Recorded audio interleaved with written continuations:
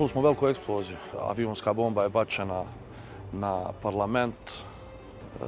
Mislili smo, počeo je rat. Čule su se pucnjave, čuli su se i avioni. U tom momentu čovjek nije svjestan da je on pogođen, da je možda mrtav. Nisam ni razmišljao da je država i sav taj mah i sva ta pompa oko neuspjelog vojnog puča od strane izdajnika uzela toliko maha. Niko nije mogao vjerovati da tvoja vojska može gađati svoj parlament. Taj salavat, taj poziv sa svih džamija je probudio nešto u narodu što je bilo, ajde da kažemo, donekle uspavano.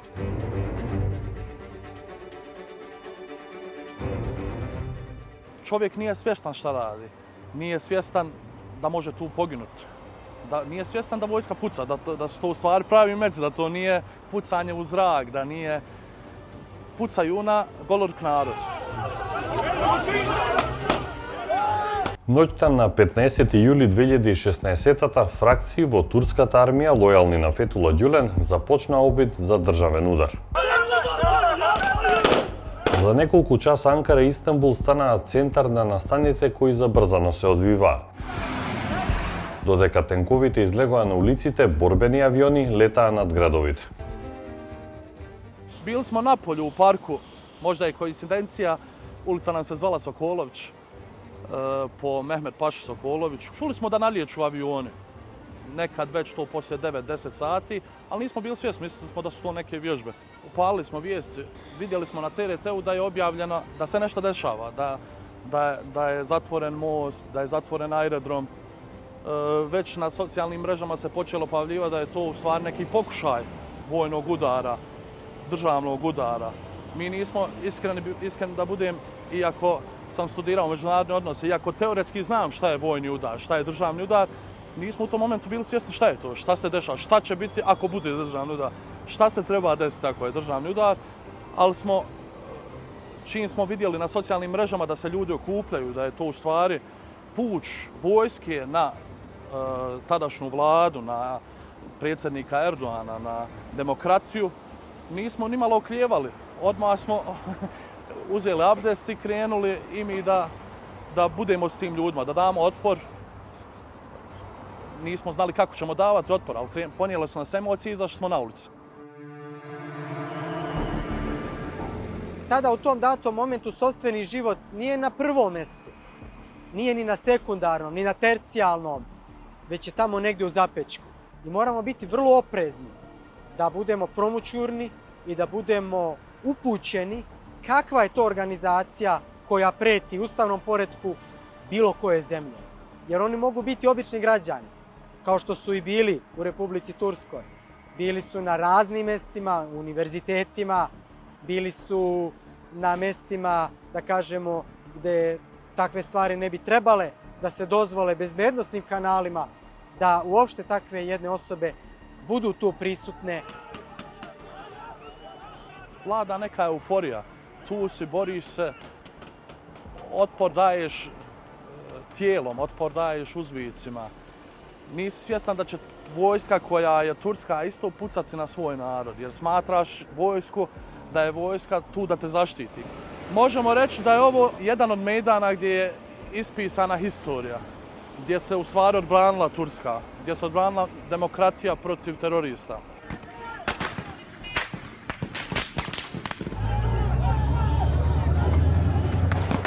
Од основањето на Републиката во 1923 година, Туркија помина низ неколку воени интервенции. За разлика од претходните успешни пучеви, обидот од 15 јули не успеа, бидејќи безбедносните сили, како и политичките лидери од различни партии и бројни граѓани се спротивставија на преземањето на власт.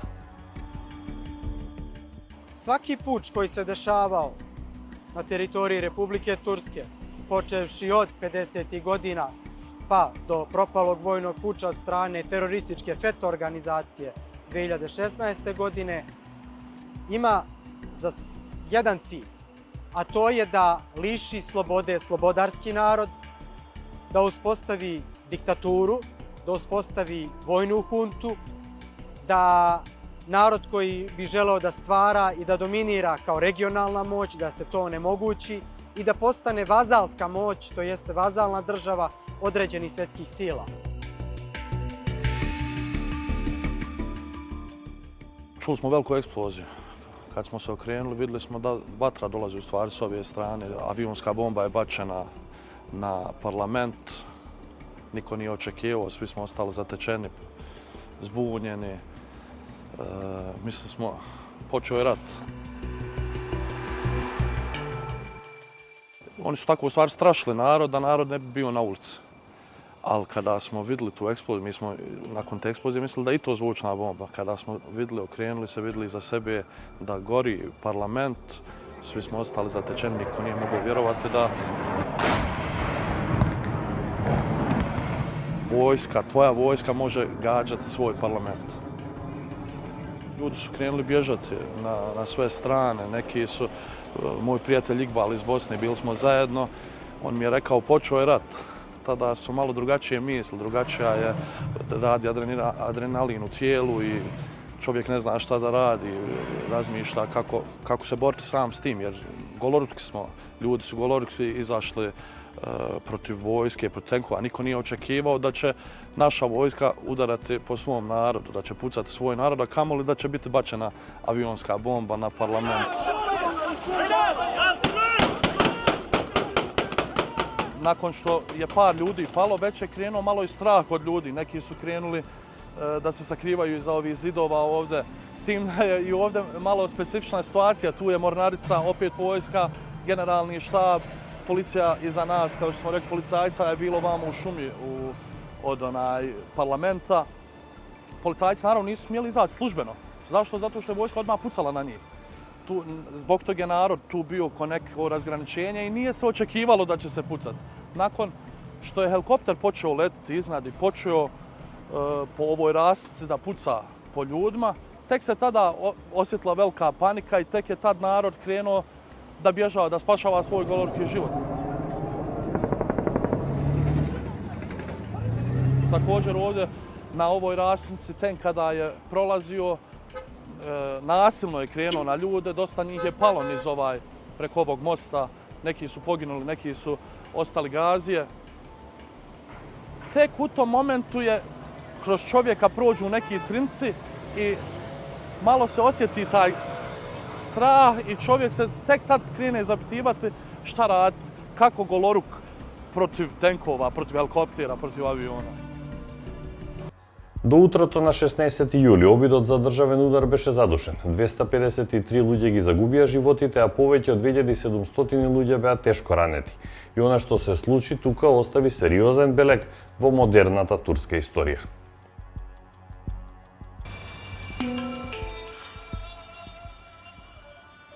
Taj salavat, taj poziv sa svih džamija, kako u Ankari, tako i u Istanbulu, tako i svim ostalim gradovima u Republici Turskoj je probudio nešto u narodu što je bilo, ajde da kažemo, donekle uspavano, ali je neizostavan deo, da kažemo, naroda koji ovdje živi.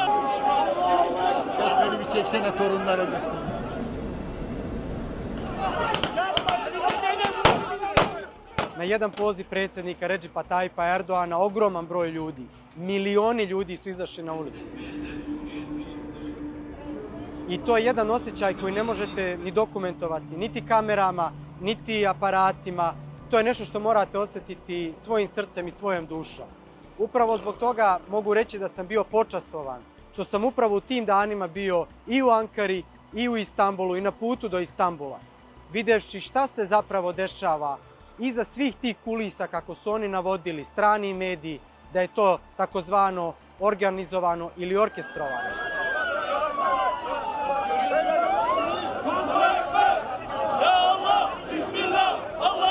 Ne može se orkestrovati niti organizovati ubijanje nedužnih civila, napadati sopstveni narod i to nisu niti patriote, niti rodoljubi, niti ljudi koji bi danas vodili Republiku Tursku onako i na onakav način na koji je vodi predsjednik Republike Turske Recep Tayyip Erdoğan. Moramo shvatiti da je jedinstvo naroda, turskog naroda, ne samo na teritoriji Republike Turske, već i šire, u Nemačkoj, u Austriji, u zemljama koje su mnogo dalje preko Pacifika, preko Atlantika, jedinstveno. Takvo jedno jedinstvo je zaista autentično i samo je karakteristično za građane Republike Turske. I takvu jednu ljubav koju osjetite prema domovini, takvu jednu, da kažemo, požrtvovanost koju smo vidjeli u danima kada su žene stajale ispred tenkova, kada su ljudi blokirali sopstvenim vozilima tenkove, kada su ulazili u autobuse samo da blokiraju put, branivši demokratiju, branivši ustav, branivši slobodu, branivši sve ono za što su se godinama borili, ne dozvoljavajući koje kakve februare 50., 60., 70. ili 80. godine, rekli su dosta. Ovo je naša država, ovo je država slobodnog naroda, ovo je država građana Republike Turske. По неуспешниот обид за државен удар, државните судови осудија и илјадници луѓе.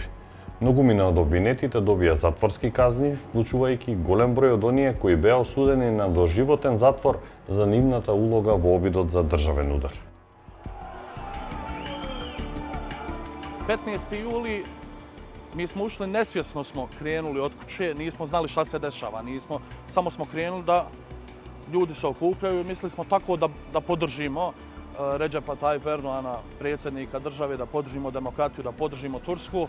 Kada smo se vratili ujutro kući, tad su krenule sve scene, sve to što se dešavalo ovdje na ovom trgu, dok smo spuštali se dole, to bombardovanje parlamenta. Tek su tada krenule te scene da idu valjda padom tog adrenalina.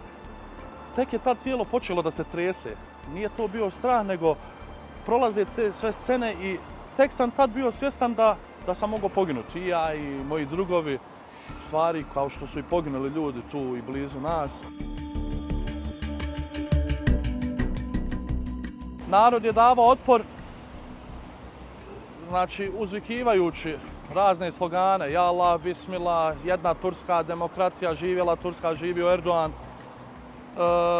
Tu su bili par tenkova koji su pokušavali izaći iz generala štaba, neki su već bili na ulicama. Ljudi su stajali ispred tenkova, goloruci. Vojska je počela pucati na ljude. Nakon par sati, nakon tih otpora koji su bili mirni. Prije te pucnjave nisko su prolijetali avioni i dešavala se ta zvučna bomba koju mi nismo odmah shvatali. Poslije toga je vojska počela, čuli su se pucnjevi na narod. Možda 5-6 metara od nas pao jedan momak. U tom momentu čovjek nije svjestan da je on pogođen, da je možda mrtav. Mi nikad nismo doživljavali Tursku svakako kao neku stranu zemlju. Turska je naša u stvari bratska zemlja. Također, mi smo ovdje se obrazovali, bili 10 godina ovdje i Tursku, ako je Bosna i Hercegovina naša matična zemlja, Tursku smo uvijek doživljavali kao očinska zemlja.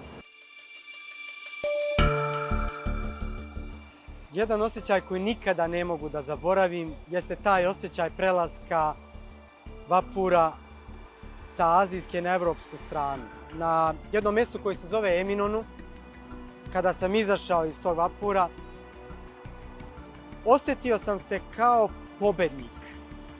Osjetio sam se kao čovjek koji je doprineo nekoj slobodi samim tim što sam bio tu. Što sam bio uz narod koji je želeo slobodu. Što sam bio tu uz narod koji nije želeo da bude okovan.